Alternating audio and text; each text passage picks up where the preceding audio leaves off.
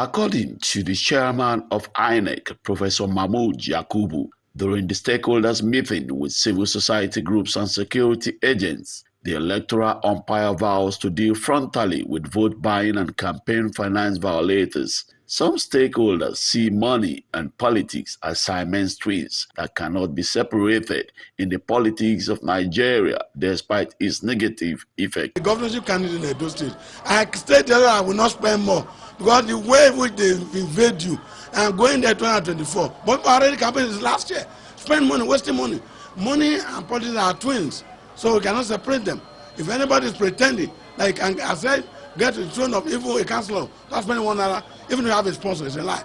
Money, our politics is monetized. It's not possible to divorce money from politics, but we have the legislation in Nigeria where the electoral expenditures are capped. So what we expect the authorities to do is to ensure that these laws that capped expenditures during elections are adhered to. But you can never divorce money from election all around the world. Money and politics, they are like twins. You know, you can't. One cannot do without the other.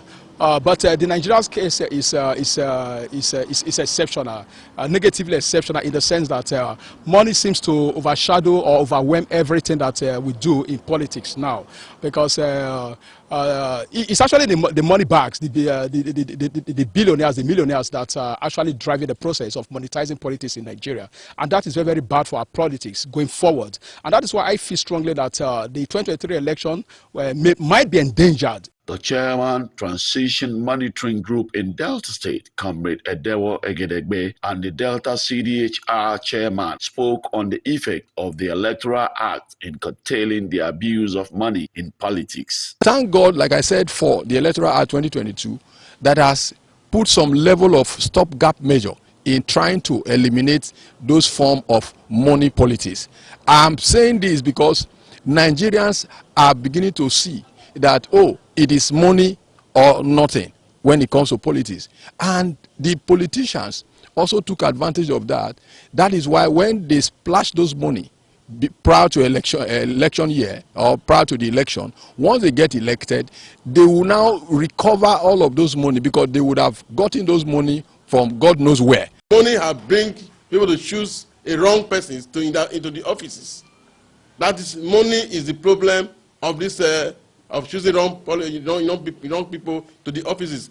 But the government have made it that way because they have refused to create jobs. They have refused to create a very environment to thrive for businesses. We are in the month of election. There's no advice that will be given to the present leaders that will make any sense. I've been here for 8 years. So we look forward to, I will urge Nigerians to vote for those who they do believe are less corrupt. Not because they are not corrupt in their self, but they have the courage to ensure that corruption is dealt with or is confronted headlong in Nigeria. Although one cannot rightly rule out money from politics because developed nations like the USA and the UK also source for funds during elections and are well monitored, but Nigerians will only hope that the introduction of bimodal voter accreditation system BIVAS will help check abuse of money in politics through vote buying ahead of the 2023 general elections.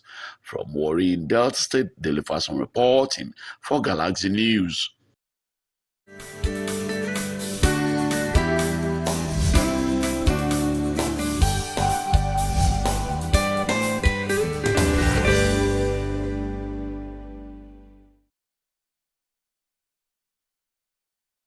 I told you, and I'm sure you've heard what our respondents all said. Anyway, in-house studio guests will do a lot of analysis here today. And who is this person? He's no other person than Mr. Nelson Ekujimi. He's a known face here.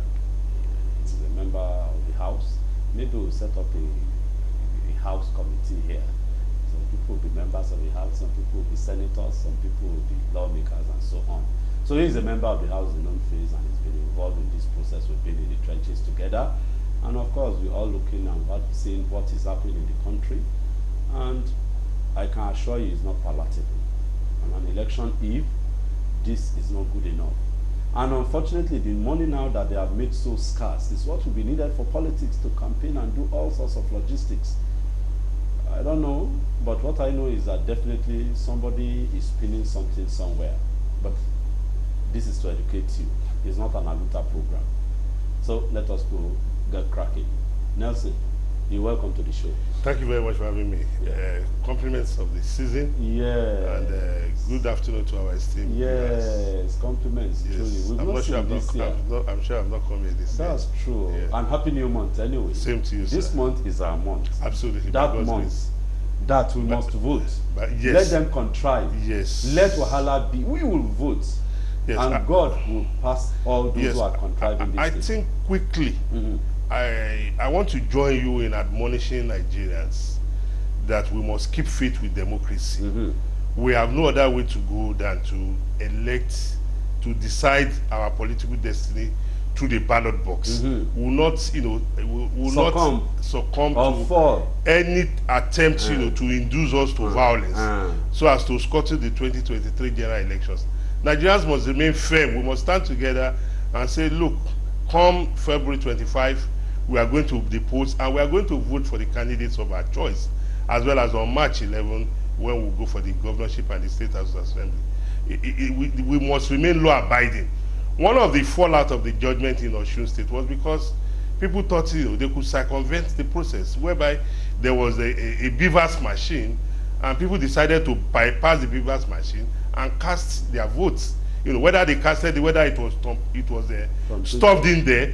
The truth of the matter is that the beavers exposed the anomalies that occurred in 744 polling units, and that was why the court judgment was very, very clear. And the electorate is clear about it, that where there's overvoting in any polling station, the total votes in that polling station becomes cancelled. It becomes a waste. So Nigerians should, no matter what we are going through now, like the host on the program rightly said, this is not, the best of times for us Nigerians, but, Nigerians are resilient people. They are determined people. They are people with strong will. Determination. We are determined that we want to vote. Yes. This our effort will not be in vain. I've been in the trenches concerning this matter of voting for 2023 since 1999, immediately after the general election. We started working on it, that yes, we want to, of course, voters awareness have been going around. Then in between now we have this voters forum. And we've been on, and the only thing we are doing is to guide Nigerians to vote. Absolutely. Now, last minute, we are about to vote. Look at the crisis on ground. It can now happen. Just as our guests have said here on this program now, we are resilient people. We want to vote. We don't want anything to scuttle our democratic movement. So we will be peaceful. On election day, we will all go out. We are not going to fight. All we want to do is that we will use our vote, this vote. I hope you have gotten your PVC. Have they expanded the time for the PVC? No, the PVC collection ends on Sunday. That's tomorrow 5th of February. I've told you, the PVC is the principal thing. In all you're getting, you get your PVC. The PVC is what you use to talk, not mouth, not this one. It is the PVC. Please struggle. Go and get your PVC. And you are struggling to get your money at the ATM point and the banks, the same way you struggle to get the PVC. Nelson. That is for those who didn't do the needful when they were supposed to. No, those who were unfortunate. No, those who did the needful are the one we are talking to. Those who are already registered to get their PVC. Yes, and just yesterday, the Lagos State Resident Electoral Commissioner came out and complained bitterly about a leading figure in one of the political parties who invaded the Oshodi local government secretariat of INEC, and held the press conference there to lambast INEC. I think that was very uncharitable and reprehensible of that figure. Yeah, because if every political party has to go to the INEC office to hold press conference, you can imagine what will be the consequence. And also, if some other parties had become aware of what he was doing there and they had gone there, it will have been, it will have been a breakdown of law and order. So I think, I issued a statement yesterday. I think the wreck of Lagos State Rec, Mr. Olusegun Agbaje, has done the needful by reporting that, infraction to the security agencies, and I hope that the security agencies will call this fellow and his thugs that stormed that place and make sure they face the music, because what they have done is to trespass on a national security zone. What they have done is an illegal invasion of a public space which they don't have the right or authorization to have done. So, be that as it may, the topic this morning is money and politics. Yes. Before you go into the money and politics thing, please, the number you send your SMS to is on the screen. Please, no call. We beg you, no call. Just send your SMS to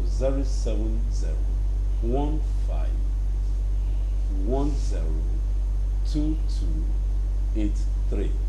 Simple. Please just send your SMS to that place and we'll read it. And you are part of it. We told you we are making arrangements on for you to call and to express your views. For now, it is just your SMS. Thank you. Sorry. So, like the documentary you showed, the Vox Pop, Money and Politics. Money and Politics. Yes. Except if we want to deceive ourselves, you cannot divorce money from politics. Even life, you cannot divorce money from life, and that is why even the Holy Book said money is the vehicle of evangelism. Okay. Yes, because as a political party, Yes. you have to print posters Yes. to create awareness. Yes. You have to hold rallies. Yes. And when you want to print posters, I'm sure there's no way in the world where you get those things free. Somebody is in business. Somebody is in business to sell paper. Yes. Somebody is in the business to have brought the machine. Yes. Somebody is in the business to design the outlay, the logo, and what have you. So, there's no way you can divorce money from. Someone sells the ink. Somebody sells the ink. Of course, they buy electricity or whatever. Or fuel. Yes, and even when you have produced the materials, somebody has to go and paste it somewhere. And if the person has to do the job, because it's not a job that only one man can do, he has to recruit. Some people have even set up companies to do it on your behalf. Yes. So when those businesses come into play, they are in that venture to make money to keep the family running and the economy going. And that is money. That is money. So anybody telling you, they will run politics without money, my brother, my sister, that person is not being truthful.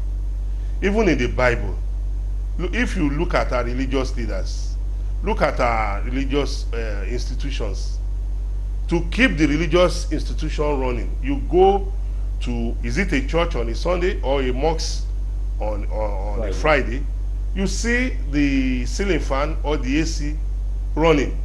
Somebody somewhere donated money to purchase those things. You sit on a chair and you listen to the man of God speak from the pulpit. That equipment that the man of God is using didn't fall from heaven. It was not manna. Somebody developed it and they are selling it. And they bought it. And they bought it. Money. Yes, if there's no lights, if there's no public power supply. Even if public power supply. But yes, we pay monthly electricity bills. Not to talk of yes. So if we are talking about money and politics, like one of the respondent rightly said, they are like Siamese twins. Yes. You cannot divorce money. You cannot even. Can anybody divorce marriage from money from you? Okay. I hear you. Now let's look at it. In Nigeria, the talk now is that there is so much usage of money in politics in Nigeria. Then, of course, the money comes from the individual pocket. Whereas in other climes, the system has a way of moving the system to the extent that you don't use much money. Can we do such in Nigeria? Yes, we can't. We operate different templates. Yes. In those economies, their economic system is cashless. They can track it. Yes. And then in that environment, there is this culture of philanthropism, which is a way of life. Can we add patriotism to it? Yes, patriotism as well. So it is not impossible for us also to go through that route because some of our people are doing it. Okay. Like we are talking about contributions. From time immemorial, people have always contributed to a cause they believe in. Yes. Yeah. No matter what the cause is. Is it a religion? Is it politics? Is it economy? Is it humanitarian? Family, you know? Philanthropy. Yes, even a lot of us. There's no, I'm sure there's nobody among us that maybe when you were in school, you bought something and your friend that you were going together didn't have money to buy. You buy for him. That's true. Yes. So that little level, we do contribution, we do philanthropism. That's true. Yes. I remember, as you said now, I had a friend there. The father was very rich, right? And we are not that strong. So he always have things. He will always buy things. Yes, and he share with us. That's philanthropism. So yes, at that local level. Absolutely, that's where it starts from. We are all human beings. Then in the boarding school too, they will come with so much provision. One boy, his corner, you think is a provision seller, supermarket. So we can. So it's true. It's true from that level. Absolutely. Okay. We have all experienced it, except that we didn't take cognizance of that. This was what we were doing at our own small corner, which has now, you know, gone. So how can we now take it up? Yes, how we can take it up is that for us as people to recognize that democracy is our baby. It is uncharitable. It is not appropriate for you to expect somebody to help you babysit, breastfeed a baby that you are part of those that conceived that baby. That would be an abdication of your own responsibility. And that is why a lot of times we complain, oh, so person is funding the party. What stops you from also funding the, at least we've seen candidates when they come out, they'll tell you this is my account number, I'm soliciting for. Now that you have gone there, I remember the parties of yore, the first set of political parties established by the late Herbert Macaulay, Nnamdi Azikiwe, particularly, and Chief Obafemi Awolowo. Even Sir Ahmadu Bello. I know that all those parties were funded by, they call them the Talakawas and the Mutanes, and the Awomaegbes. Yes. So how come now that instead of money coming from the people to the party, it is now the party leaders money to the people? Why is that so? What happened? It is a reflection of how we have degenerated as a people. Wow. But I always tell people that some of us were very lucky that we met some of these values. And we don't have any option than to reawaken those values, because those are values that can keep society as one, that can make society make progress. I remember my father in those days. My father was a member of the Unity Party of late Chief Obafemi Awolowo, and my father had a contributory card like this passbook. Passbook, yes. That they used to give us then. Yes, that people used to do thrift collection, savings in markets and what have you. So when my father goes for a meeting in January, they will tick it if he has paid his dues. Even, you know, the beauty of it is that honestly we have degenerated. Let us be honest with ourselves. I remember even in our church, my father was a CNS adherent. In the church then, they had that type of card. Not unlike these days that they will say offering and tithes.